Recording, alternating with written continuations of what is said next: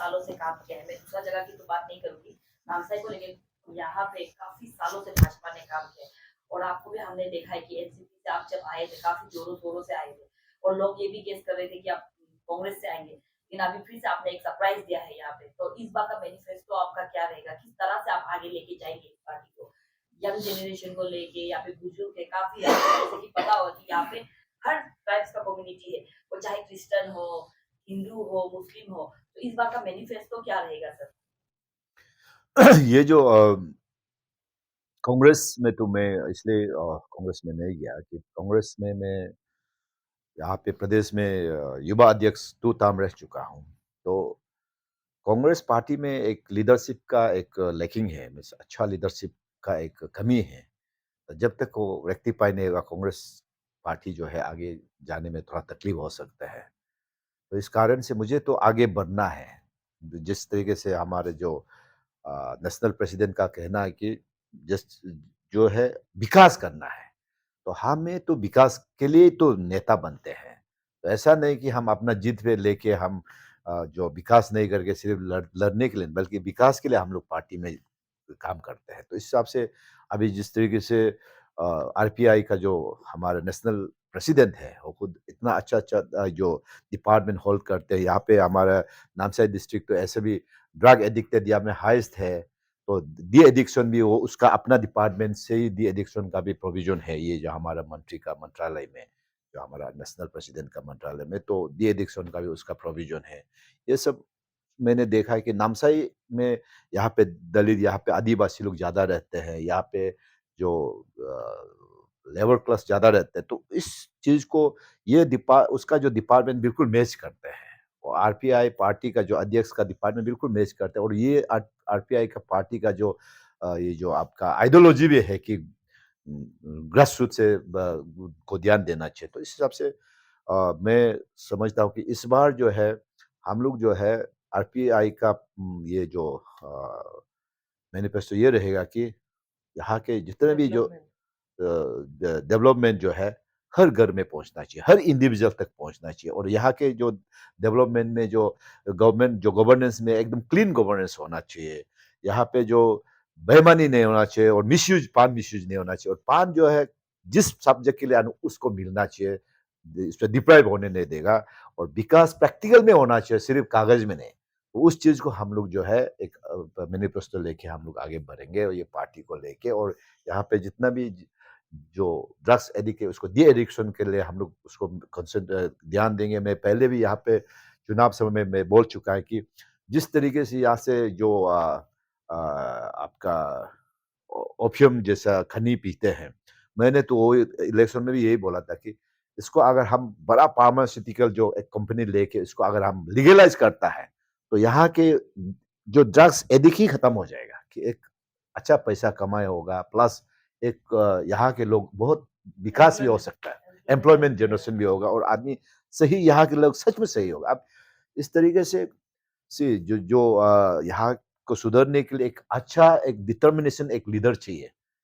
और grassroot leader चाहिए। यहाँ पे प्रैक्टिकल लीडर चाहिए, सिर्फ़ वो अपना पावर को एक किंग सिस्टम में या चलते रहने से ये कभी सुधरने वाला नहीं है। यहाँ पे डेमोक्रेसी और असली रियल डेमोक्रेसी यहाँ है ही नहीं है।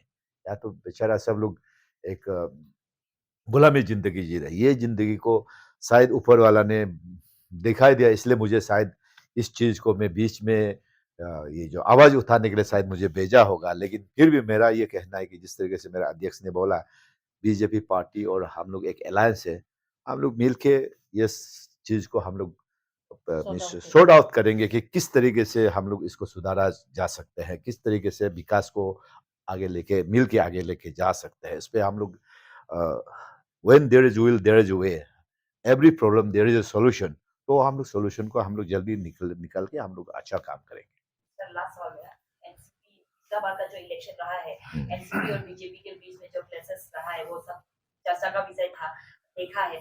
तो इस बार भी आप लोग का जो पार्टी है और बीजेपी का पार्टी आने लगता है, अभी पंचायत का माहौल है, काफ़ी गर्म चल रहा है। फिर से ऐसे क्लैशेस हो सकते हैं क्या? विचारों में वो क्लैशेस हो सकते हैं, इसके बारे में आप क्या कहना चाहेंगे? अभी जैसे एनसीपी जो है लीडरशिप मैटर करते हैं। अभी का जो लीडरशिप किस तरीके से है वो में तर्क करेंगे। और ख़ास तौर पे लेकांग जैसा कॉन्स्टिट्यूएंसी में जो अभी प्रेज़ेंट विधायक है, मेरा अपना ही भाई है, लेकिन लेकांग में ऐसा स्ट्रॉन्ग एक लीडरशिप चाहिए जो आवाज़ उठाने वाला है। हाँ, एज़ ए लीडर चमचागिरी भी करना, एक लिमिटेशन का साथ करना, क्योंकि हाँ, वो भी तो एक जो सीनियर को मानना है, लेकिन एक लिमिटेशन, क्योंकि खुद लीडर है। लीडर का आवाज़ स्ट्रॉन्ग होना चाहिए कि पब्लिक के लिए आप गोली भी खा सकना चाहिए, आगे खड़ा करना चाहिए। चुप-चुप के वो काम नहीं होता है कि लेकांग में एक स्ट्रॉन्ग लीडर का ज़रूरी है, मैंने देखा है।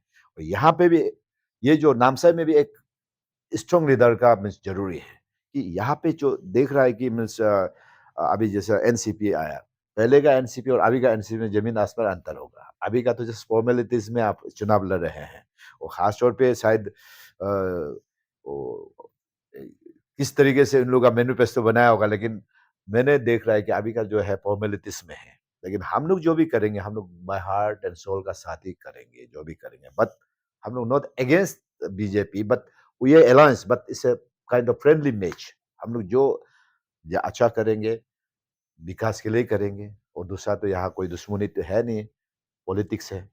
इसमें कॉम्पिटिशन है, एक फ्रेंडली मैच ही है, जो जीतेंगे उसी को प्राइज़ मिलेगा, वही है। मतलब कैसे करें? Uh, Good evening, all the media fraternities. And we are Indian, so better I should speak in Hindi. तो सबसे पहले मैं धन्यवाद देना चाहूँगा, आपने जो कॉन्ग्रेचुलेट किया मुझे। वैसे आज शुभ दिन है। वैसे अपॉइंटमेंट पहले कर चुका था, लेकिन ऑफिशियली आज हमको डिक्लेयर किया है। अपॉइंटमेंट तो पहले कर चुका था, लेकिन बिजी होने के कारण ये प्रोग्राम हम लोग नहीं कर पाया। तो आज ऑफिशियली मुझे जिम्मेदारी दिया है हमारा जो अध्यक्ष ने, जो कि डॉक्टर रामदास अतवाले जी, जो बहुत मीन्स एक्सपीरियंस लीडर है, वरिष्ठ नेता है, और उसने राज्यसभा लोकसभा में भी सांसद रहा, और अभी कंटिन्यूसली 13 इयर्स मंत्री बन के है। बहुत ही एक्सपीरियंस और प्लस ग्रासरूट लीडर है, यानी जो दलित, यानी जो ग्रासरूट जो आदिवासी का लीडर है। तो आज उसका जो डिपार्टमेंट जो होल्ड कर रहे हैं, वो भी एक इम्पोर्टेंट डिपार्टमेंट होल्ड कर रहे हैं। तो आज नामसाई डिस्ट्रिक्ट यानी लेकांग स्क्वायर ग्राउंड में हमारा जो प्रोग्राम हुआ है, उस पर मुझे अनाउंस किया है, और साथ में मेरा जो अध्यक्ष जी के साथ नेशनल सेक्रेटरी यानी डॉक्टर आसमा बेगम जी, जो कि अभी ब्रिक नेशन में एम्बेसडर भी है अफ्रीकन नेशन में, और प्लस विनोद निकाल जी जो सेक्रेटरी है, यानी नेशनल सेक्रेटरी और नॉर्थ ईस्ट के इंचार्ज भी आज आए हैं और शामिल हुआ हमारे जो शुभ दिन में। और साथ में मेरा प्रदेश का जो महासचिव यानी तावांग लवांग जी, और जो उपाध्यक्ष बेकी जी, और हमारे जो महिला के महासचिव दो जैसे तुसुकारी जी, नानी बुनी जी भी आए हैं। और साथ में आज हमारे साथ ये जो जिला परिषद के कैंडिडेट यानी जेडपीएम का कैंडिडेट्स जो हमारे पार्टी से लड़ना था, तो कुछ हम लोग का जो फॉर्म में कुछ टेक्निकल डिफेक्ट के कारण से इंडिपेंडेंट में लड़ रहे हैं। तो उसका जो स्क्रूटनी भी पास क्लियर हो चुके हैं। तो अभी ऑफिशियल हमारे आरपीआई का ही कैंडिडेट है, लेकिन इंडिपेंडेंट में लड़ेंगे। तो हम लोग ऐसा ही मानते हैं कि मानिएगा कि आरपीआई का ही कैंडिडेट है, यानी रिपब्लिकन पार्टी ऑफ इंडिया अतवाले का ही कैंडिडेट है, यहाँ भी है, और करादादी डिस्ट्रिक्ट का भी है। और साथ में आज डिस्ट्रिक्ट अध्यक्ष का भी अपॉइंटमेंट हुआ, ब्लॉक डिस्ट्रिक्ट कमिटी का भी अपॉइंटमेंट हुआ, ब्लॉक प्रेसिडेंट से लेके उसका ऑफिस बेयर का भी अपॉइंटमेंट हुआ। और आज ऑफिशियली यहाँ पे नामसाई डिस्ट्रिक्ट में हमारा ऑफिस का भी इनाग्रेशन हो गया। उस पे जगह पे नहीं पहुंचा, लेकिन ऑफिशियली हम लोग उसको इनाग्रेशन मान चुके हैं। तो यहाँ पे नामसाई डिस्ट्रिक्ट में इस बार से आरपीआई का दफ्तर होगा, ऑफिस होगा, लेकांग में होगा, और अरुणाचल में ईटानगर में ऑलरेडी हम लोग का ऑफिस है। तो हम लोग शुरुआत हो चुके हैं, ये आरपीआई का सफ़र अभी शुरुआत हो चुके हैं। मैं समझता हूँ कि बहुत जल्द आरपीआई का नाम जो हर प्रदेश में छाया रहेगा। और ख़ास तौर पे आपका जो प्रश्न है जो है बहुत अच्छा प्रश्न है कि हाँ, ये एक क्लियरिटी ज़रूरी है कि मेरा पॉलिटिकल जर्नी जो है बहुत मीन्स जिग यानी अप एंड डाउन्स हुआ है। तो आप अगर कहानी सुनना चाहे तो मैं शुरुआत से सुना सकता हूँ। तो अगर आप सिर्फ पॉइंट में बताना है तो वो भी मैं बताऊंगा।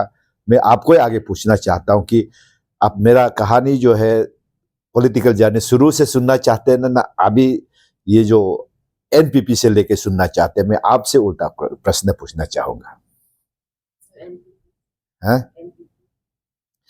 एनपीपी का जो अगर एनपीपी से आप अगर जो सुनना चाहने से बात ये था जो 2019 में मैं 19 में विधायक था।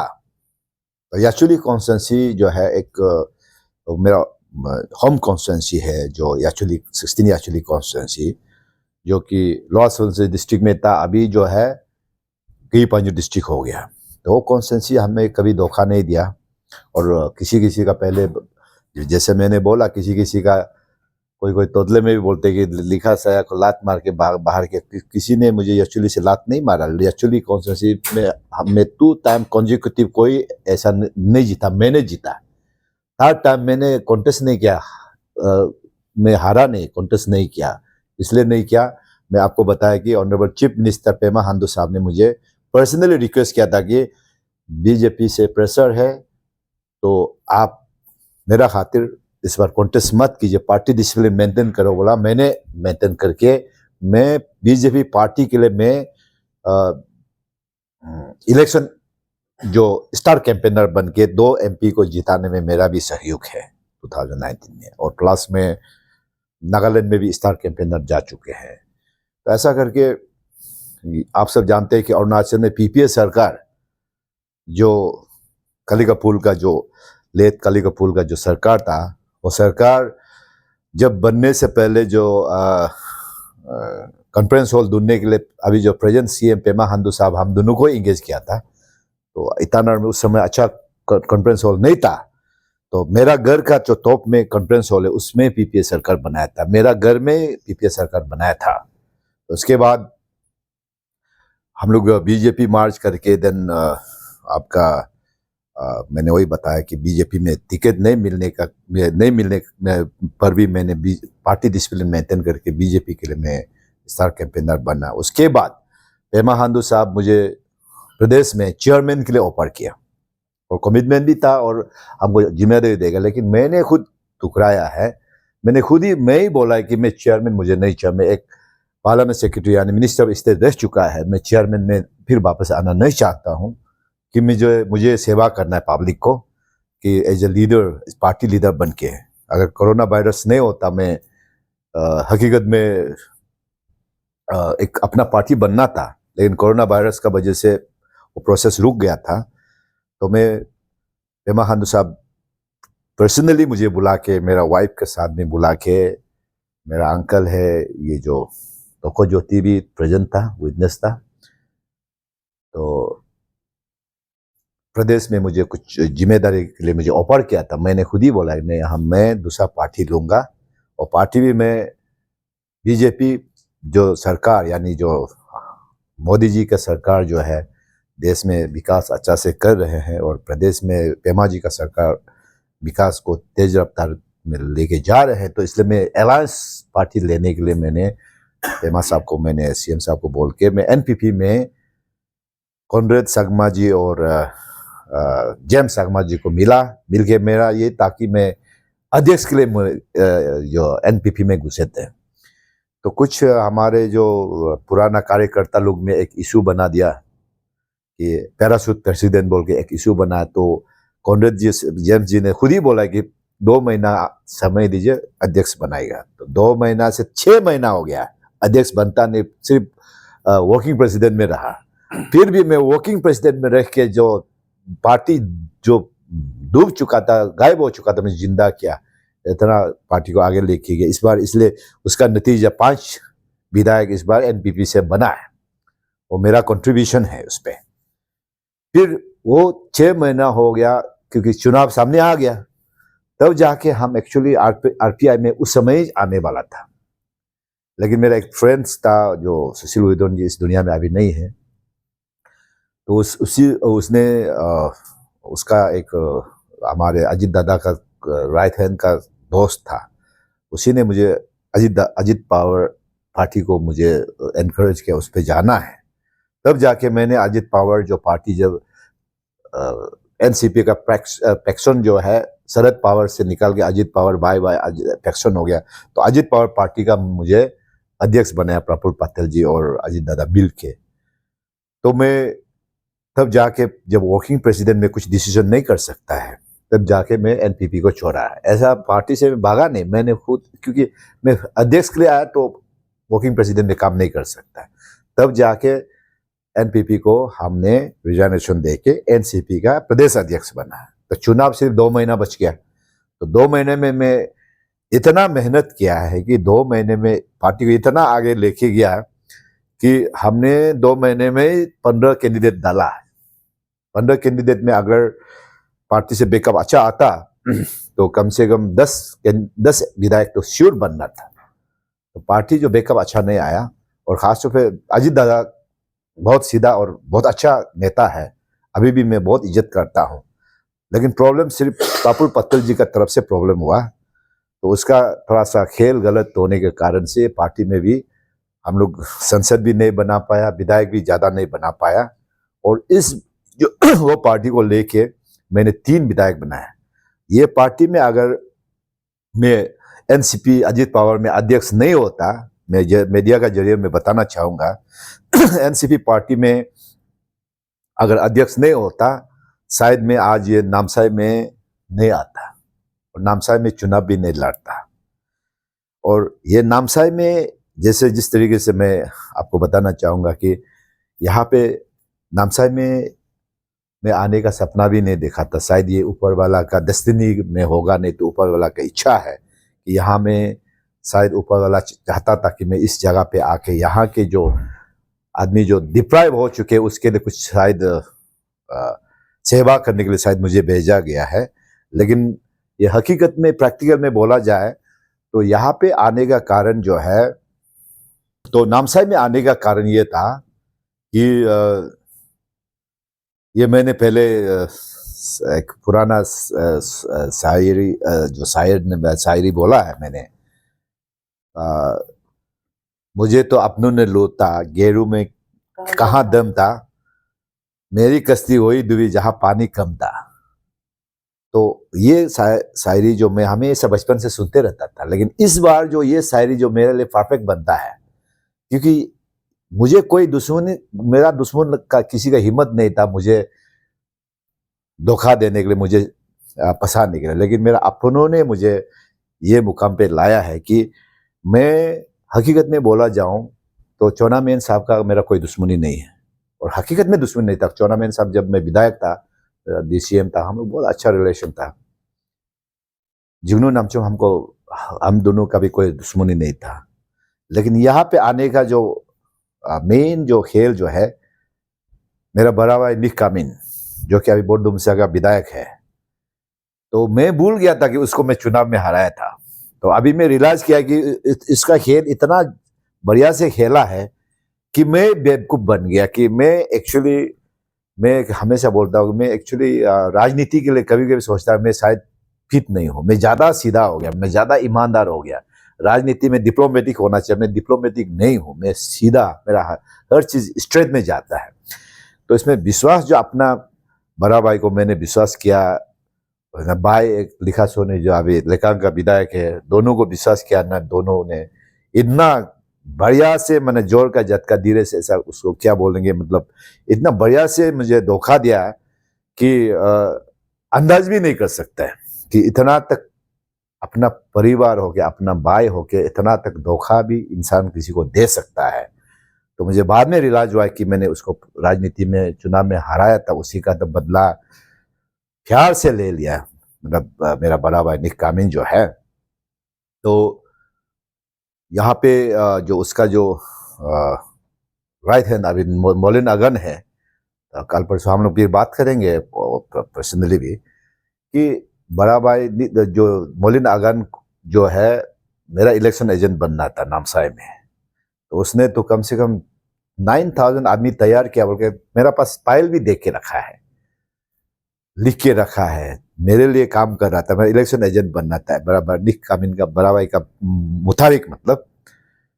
तो बाद में यहाँ पहुंच के देखा तो 17 दिन बचा था, पहुंच के देखा सिर्फ 9 आदमी भी नहीं है। जिस जगह में मैं कभी कदम ही नहीं रखा, उसी जगह में उसने हमको लेके, मैंने बोला आप मुझे यहाँ, उसके बाद गायब हो गया। तो बाद में पता चला कि बोडुमसा में घूम रहा। मैंने उसको फिर वापस बुला के मैंने बोला आप युद्ध लड़ने के लिए मुझे एक जगह में लेके आया है, इस तरफ पहाड़ है ना, खाई है ना, नदी है, कुछ नहीं, हम बीच में जंगल में हमको छोड़ के आप कहाँ गए हो? बोले नहीं सर, हम आपका साथ देगा, आपका इलेक्शन एजेंट बनेगा। तो बीच समय में फिर गायब होकर बोडुमसा चला गया। बाद में देखा तो मैंने जितना उसको जिम्मेदारी दिया तो वो बोडुमसा में ही पूरा यूज कर रहे थे, मुझे बेवकूफ बना दिया। तो उसका जो मेन जो रिमोट कंट्रोल तो मेरा बड़ा भाई निक कामिन का पास ही था। तो इतना अच्छा से खेल खेला कि बड़ा भाई निक कामिन जो है, हमारा डिप्टी सीएम चोनामेन का साथ भी मेरा दुश्मनी होना है। और हमारा प्रदेश में एक इंटरेस्टिंग कहानी आज आप सेक्रेट को डिस्क्लोज कर ही देता हूं, जब आप लोग पूछ ही रहे ना, क्योंकि ये आज जो है ये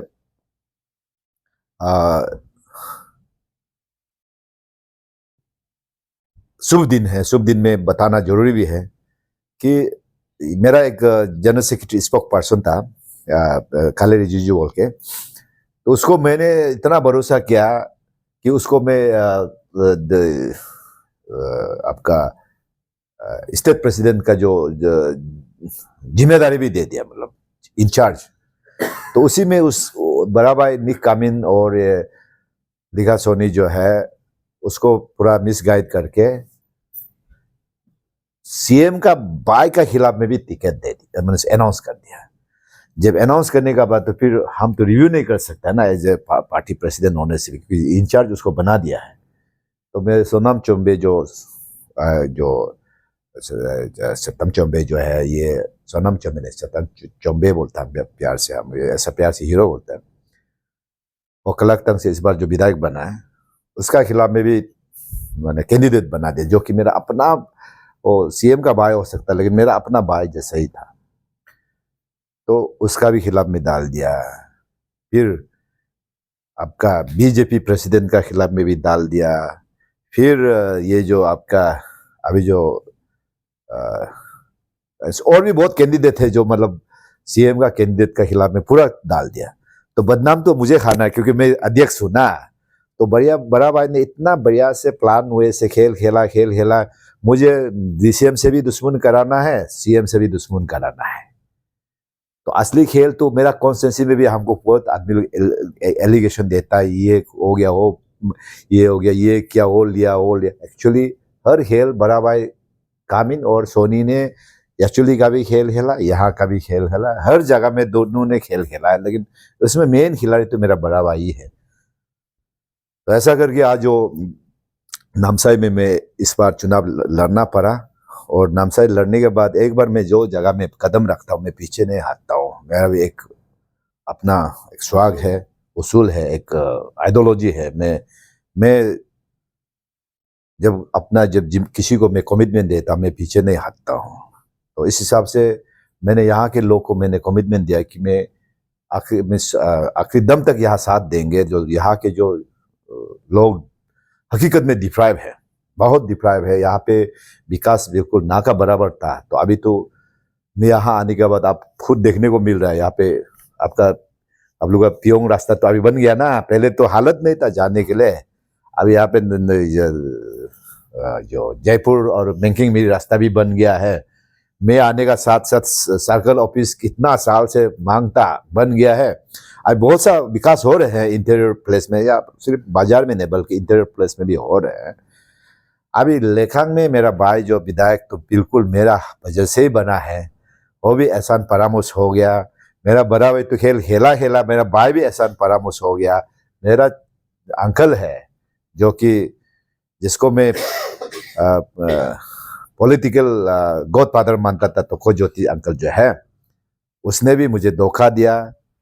और मेरा चौथा अंकल जो है, जो उसका भाई को मैंने मेरा अपना सीट में मैं अपना सीट को खाली करके सेक्रीफाइस करके टिकट देके जिताया, उसने भी धोखा ऐसा बढ़िया से धोखा दिया कि मैंने चुनाव में इतना मेहनत करके इन लोगों को विधायक बनने का साथ साथ विधायक बन गया, मेरा प्रेसिडेंटशिप को भी चाहिए।